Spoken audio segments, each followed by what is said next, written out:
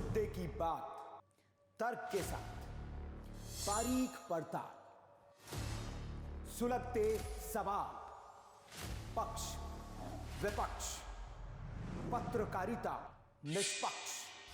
सबसे बड़ा सवाल देश का है। सवाल देश का है। सुनील राउत के साथ वीके न्यूज, राष्ट्र के नाम। वीके न्यूज, राष्ट्र के नाम। नमस्कार, आप देख रहे हैं वीके न्यूज। मैं हूं आपके साथ योगेश मिश्रा। बुलेटिन की शुरुआत करते हैं देश दुनिया की तमाम खबरों के साथ। सपा राष्ट्रीय महासचिव शिवपाल सिंह यादव पिछले दिन मैनपुरी दौरे पर पहुंचे, जहां उन्होंने जन्माष्टमी के पर्व पर लोगों को बधाई देते हुए शोभा यात्रा को हरी झंडी दिखाकर रवाना किया, जिसके बाद उन्होंने तमाम मुद्दों पर खुलकर अपना पक्ष रखते हुए बीजेपी पर जमकर हमला बोला। लोग सरकार में आने के लिए कुछ भी कर सकते, लेकिन 2024 में भारतीय जनता पार्टी अब हमारा जो इंडिया गठबंधन बना है, सब लोग मिलकर के निश्चित से 2024 में हटा।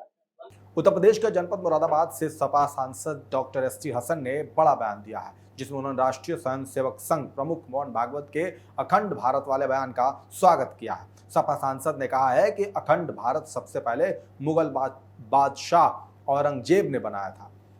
उस समय अफगानिस्तान, पाकिस्तान और बांग्लादेश अखंड भारत का हिस्सा थे। दोबारा भारत का अखंड भारत बनना बहुत अच्छा होगा। इसके साथ ही एस टी हसन ने कहा कि मुगल काल में हिंदुस्तान सोने की चिड़िया कहलाता था। उस वक्त भारत की जीडीपी दुनिया में सबसे अच्छी थी। यूपी के फर्रुखाबाद में भारत जोड़ो यात्रा को 1 साल पूरा होने पर पूर्व विदेश मंत्री सलमान खुर्शीद ने पैदल यात्रा निकाली, जिस दौरान सलमान खुर्शीद ने पत्रकारों से बात करते हुए G20 के आयोजन पर गंभीर सवाल उठाया। उन्होंने कहा कि दुनिया के 2 बड़े राजनेता शी जिनपिंग और पुतिन भारत G20 के आयोजन पर नहीं आ रहे हैं। भारत के नाम से भेजा गया इन्विटेशन हो सकता है उनको समझ ना आया हो। इसके साथ ही सलमान खुर्शीद ने सनातन धर्म को लेकर बड़ी बात कही, जिसमें उन्होंने कहा कि सनातन धर्म देश का बड़ा धर्म है और अगर इस धर्म के बारे में कोई कुछ कहता है तो उसकी सनातन में कोई जगह नहीं। हम सब ने हमेशा माना कि सनातन धर्म बड़ा व्यापक है, बड़ा उदार है। कभी कभी किसी ने कोई संकुचित बात कही धर्म से संबंधित, तो हमने जवाब में यही कहा कि सनातन धर्म में इसकी जगह नहीं है। अब सनातन धर्म से किसी को कोई आपत्ति धर्म से नहीं है, सनातन धर्म से किसी को आपत्ति नहीं है, लेकिन एक व्यवस्था उसके नाम पर चलाई गई, उस पर उनको आपत्ति है। उस आपत्ति ना शी आ रहे हैं और ना ही पुतिन आ रहे हैं। तो जब 2 मुख्य उसमें नेता नहीं होंगे तो उसमें क्या वो तय करेंगे, वो जाने दीजिए कम से कम। तो सर इन्विटेशन तो गया होगा ना इन लोगों को सबको? भारत के नाम पर इन्विटेशन तो गया होगा, भारत के नाम पर इन्विटेशन गया होगा। ना समझे बात समझ पाए हो तो दूसरी बात समझाना था। ऐसा तो नहीं भारत लिख दिया हो तो इस वजह से ना आए? अब मुझे नहीं मालूम ना, अगर ऐसा होता तो वो कहेंगे, लेकिन वो भी जानते हैं। दूसरी जबान में भी भारत बहुत जगह मैंने स्वयं सुना है, तो ऐसा तो नहीं हो सकता कि उनको कोई इसके बारे में कोई संकोच हो या कोई मुश्किल। तो बहुत सारे लोग नहीं आने की आशंका है। अब ये बताएं, हमको बताएं क्यों नहीं आने। कभी स्वास्थ्य बिगड़ जाता है।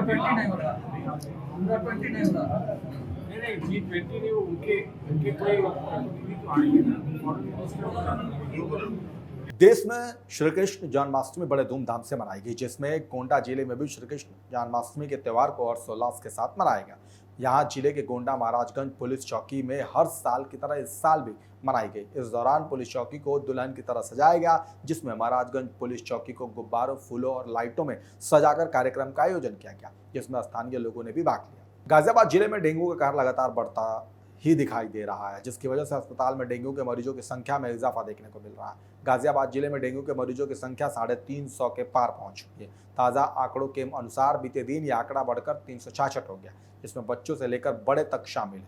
डेंगू के बढ़ते मामलों को देखते हुए सीएमओ ने मामले की गंभीरता को समझते हुए 115 टीमों का गठन करते हुए बताया कि जिन मरीजों में पुष्टि हुई है उनमें से 5 निजी लैब की रिपोर्ट थी और 8 सरकारी लैब की जाँच में पुष्टि हुई है। इसके साथ ही 115 टीमों ने 163 इलाकों में भ्रमण किया, जिसमें से 102 पाया गया, जिसमें से 3 लोगों को नोटिस जारी किया गया। एक्चुअली जो हमारा नंबर से ये 1 अप्रैल से नंबर से जब तक सीज़न में हमारे पास 350 से अधिक 353 मरीज आ चुके हैं और इनमें से कोई भी सीरियस नहीं है। हॉस्पिटलाइज बहुत ही कम है।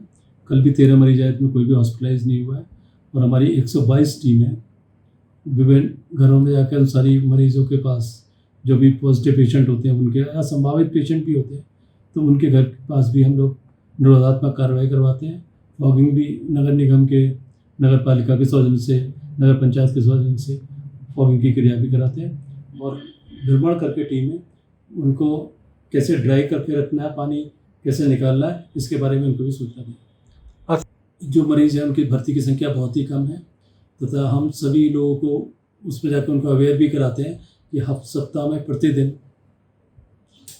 प्रत्येक एक दिन कम से कम घरों के कूलरों की सफाई करें, पानी की सफाई करें, ड्राई रखें, जिससे कि झांसी में एक बार फिर खूनी संघर्ष देखने को मिला, जहां देर रात दबंग ने एक युवक पर गोलियों से ताबड़तोड़ फायरिंग कर दी। हमले में गोली लगने से युवक गंभीर रूप से घायल हो गया। वहीं गोलियों की आवाज से गांव में दहशत का माहौल बन गया, जिसके बाद परिजनों ने घायल युवक को आनंद फानंद में सामुदायिक स्वास्थ्य केंद्र में भर्ती करा। सूचना पर पहुंची पुलिस मामले की जाँच में जुट गई।